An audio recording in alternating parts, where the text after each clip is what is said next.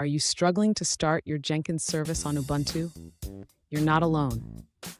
Today, we're diving into a common issue that many users face when working with Jenkins, and I promise you, by the end of this video, you'll have the solutions you need. I totally get how frustrating it can be when your continuous integration setup just won't cooperate.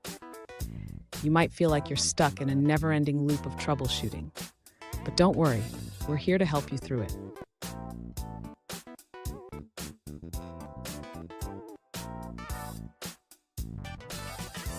Let's take a closer look at the situation.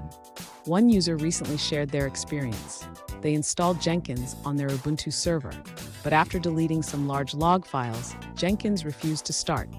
They also noticed a mysterious file in their temporary directory. Sound familiar? Let's figure this out together. So what could be causing Jenkins to not start? It could be due to leftover files from the logs, or perhaps the temporary file is causing a conflict. Understanding these issues is crucial for getting Jenkins back up and running smoothly. And stick around, I have a fantastic tip at the end that will help you prevent this issue from happening again in the future.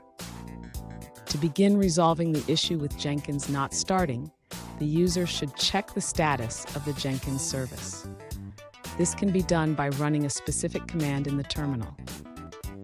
If the service is not running, the user can attempt to start it.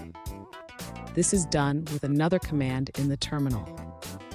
Next, the user should examine the Jenkins log files for any error messages that could indicate why the service is failing to start. The logs can be found in a specific directory.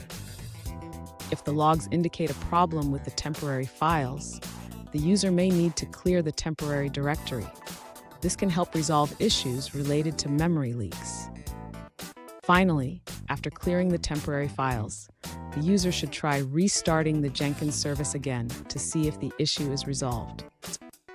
Fun fact, did you know that Jenkins was originally developed as a fork of Hudson? It's amazing how far it has come since then, helping developers automate their builds and deployments. Now, let's look at the answers provided by other users. An alternative solution suggests checking if any Jenkins processes are still running on port 8080. If so, close them before attempting to start Jenkins again. If Jenkins still won't start, the issue might be related to the temporary directory. You can either increase the size of the /tmp directory or change its location for Jenkins.